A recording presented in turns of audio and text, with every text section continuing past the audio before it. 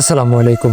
একটা মানুষ কতটা নিচে নামলে এরকমের ভিডিও বানাতে পারে? ৫-১০ হাজার টাকা বেতন পাওয়া এই ভণ্ড ইমরানের মতো ইমামগুলো যখন একটা ভিডিও আপলোড করলে ডলার পায়, তখন তারা কতটা নিচে নামতে পারে সেটা এই ভণ্ড ইমরানকে দেখলেই বোঝা যায়। এই ভণ্ড রিসেন্টলি একটা ভিডিও আপলোড করে যেখানে শায়েখ আহমদুল্লাহ এবং মোহাম্মদ সাইফুল্লাহ ইনারা দুজন নাকি ইসলাম ত্যাগ করে নাস্তিক হয়ে গেছে। একজন মানুষ কতটা বেহায়া হলে এরকমের একটা মিথ্যা সংবাদ প্রচার করতে পারে? আবার এর মাঝে এআই দিয়ে তাদের ভিডিওগুলো বানিয়ে তাদের ভয়েস ওভার লাগিয়ে দিয়েছে। অবশ্য 90%-এর বেশি মানুষ এটা বুঝতে পেরেছে যে এটা এআই দিয়ে বানানো ভিডিও, কিন্তু এটা বুঝলে হবে না। ইমরানের উদ্দেশ্য হচ্ছে অন্য কিছু, সেটা হচ্ছে ডলার ইনকাম। আর এই ডলার ইনকাম করার জন্য এই ভণ্ড নাস্তিক দুইটা হাদিসও উল্লেখ করেছিল। আর সেই হাদিস দুইটার মধ্যে একটা হচ্ছে হযরত মুহাম্মদ সাল্লাল্লাহু আলাইহি ওয়াসাল্লাম সাফিয়া রাদিয়াল্লাহু তাআলা আনহাকে বলেছিল বন্ধা নারী। আর একটা হচ্ছে কুকুর হত্যার বিষয়। হযরত মুহাম্মদ সাল্লাল্লাহু আলাইহি ওয়াসাল্লাম কুকুর হত্যার আদেশ দিয়েছিলেন। আসুন প্রথম হাদিসটার সত্যতা উন্মোচন করি। আপনারা তো বেশিরভাগ মানুষই হাদিসটা পড়েছেন, তারপরে যারা পড়েননি ভিডিওটা স্টপ করে পড়ে নেবেন। হযরত মুহাম্মদ সাল্লাল্লাহু আলাইহি ওয়াসাল্লাম সহ সবাই কুরবানির বাকি কার্যক্রমগুলো সম্পূর্ণ করতে পারছিলেন না, কারণ সাফিয়া রাদিয়াল্লাহু তাআলা আনহার ঋতুস্রাব হয়েছিল। ঠিক তখনই হযরত মুহাম্মদ সাল্লাল্লাহু আলাইহি ওয়াসাল্লাম রাগান্বিত হয়ে তখনকার সময়ের প্রচলিত দুইটা আরবি শব্দ ব্যবহার করে। একটা হচ্ছে আকরা আর একটা হচ্ছে হালকা। আকরা শব্দের অর্থ হচ্ছে ধ্বংস হোক অথবা হতভাগা, আর হালকা শব্দের অর্থ হচ্ছে গলা কেটে যাক অথবা ক্ষতিগ্রস্ত হোক। বর্তমান সময়েও কিন্তু আমরা এরকমের শব্দগুলো ব্যবহার করে থাকি। যেমন, তুমি যদি আজকে সঠিক সময় বাসায় না আসতে তোমাকে মেরেই ফেলতাম। প্রকৃতপক্ষে কিন্তু মারা হতো না, এটা আবেগ প্রকাশের জন্য বলা হয়েছিল। এইমাত্র যে কথাগুলো আমি বললাম, ধরুন কোনো একটা ভাবে এই কথাগুলো ভুল হয়েছে, বন্ধা নারী ওই শব্দটাই হাদিসে উল্লেখ করা হয়েছিল।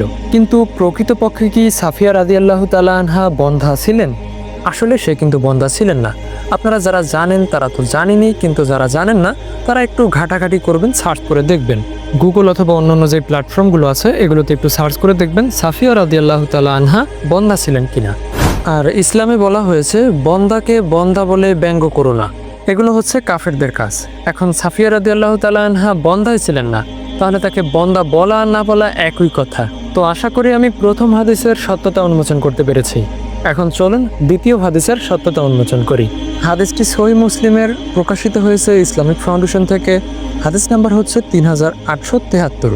এই হাদিসের শিরোনাম দিয়েই প্রমাণ করা যায় ইমরান যে অভিযোগটা করেছে হযরত মুহাম্মদ সাল্লাল্লাহু আলাইহি ওয়াসাল্লাম সম্পর্কে সেটা সম্পূর্ণভাবে ভুল। এই হাদিসের শিরোনামে লেখা আছে কুকুর হত্যার আদেশ ও তা রহিত হওয়ার বর্ণনা। মানে প্রথমত কুকুর হত্যার আদেশ দেওয়া হয়েছিল, এরপর এটা রহিত হয়ে গেছে, মানে বন্ধ হয়ে গেছে। এরপরে নিচে আরো কিছু লেখা আছে শিকার করা অথবা ক্ষেত পাহারা বা জীবজন্তু পাহারা ও এই জাতীয় কোনো কাজের উদ্দেশ্য ব্যতীত কুকুর পালন করা হারাম হওয়ার বর্ণনা। মানে এই পরিচ্ছেদে যে যে বিষয়গুলো নিয়ে আলোচনা করা হবে সেটাই শিরোনামে বলা হয়েছে। তো প্রথমত হযরত মুহাম্মদ সাল্লাল্লাহু আলাইহি ওয়াসাল্লাম কুকুর হত্যার আদেশ দিয়েছিলেন, এরপরে তার সাহাবীরা খুঁজে খুঁজে মদিনার মধ্যে কুকুরগুলো হত্যাও করেছিলেন।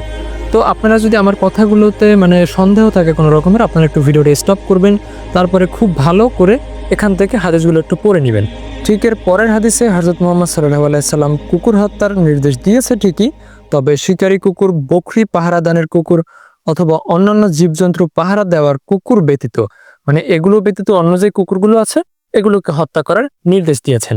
এরপরে কয়েকটা হাদিস পরে 3878 নম্বর হাদিসে হযরত মুহাম্মদ সাল্লাল্লাহু আলাইহি ওয়াসাল্লাম বলে, যে ব্যক্তি এমন কুকুর পালন করে যা গৃহপালিত জীবজন্তু পাহারাদানের জন্য নয় কিংবা শিকার করার জন্য নয়, তাহলে প্রতিদিন তার সওয়াব থেকে 2 কিরাত কমতে থাকবে।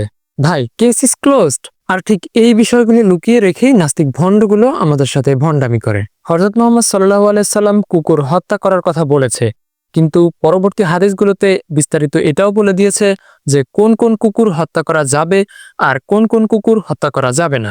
এখন পরে অনেকে বলতে পারেন যে যেই সব কুকুর হত্যা করা যাবে তারা কি দোষটা করেছে, তারা পৃথিবীতে থাকুক। কিন্তু ভাই, একটু ভালো করে খেয়াল করে দেখেন, আপনার আশেপাশের দিকে একটু তাকিয়ে দেখেন, যেই সব কুকুরগুলো আপনার পোষা নয় সেই সব কুকুরগুলো কিন্তু আমাদের যে গবাদি পশুগুলো আছে এগুলো কিন্তু খেয়ে ফেলে। অনেক সময় ছাগল, অনেক সময় গরুর বাচ্চা, অনেক সময় আমাদের যে গৃহপালিত যে মুরগি আছে, হাঁস আছে, এগুলো খেয়ে ফেলে, অনেক সময় ডিমও খেয়ে ফেলে। আর এগুলোর কারণে কিন্তু আমরা অনেক সময় কুকুরগুলোকে মেরেও ফেলি। আর অন্যদিকে আমাদের যে পোষা কুকুরগুলো আছে এগুলো কিন্তু ঠিক এর উল্টোটা করে।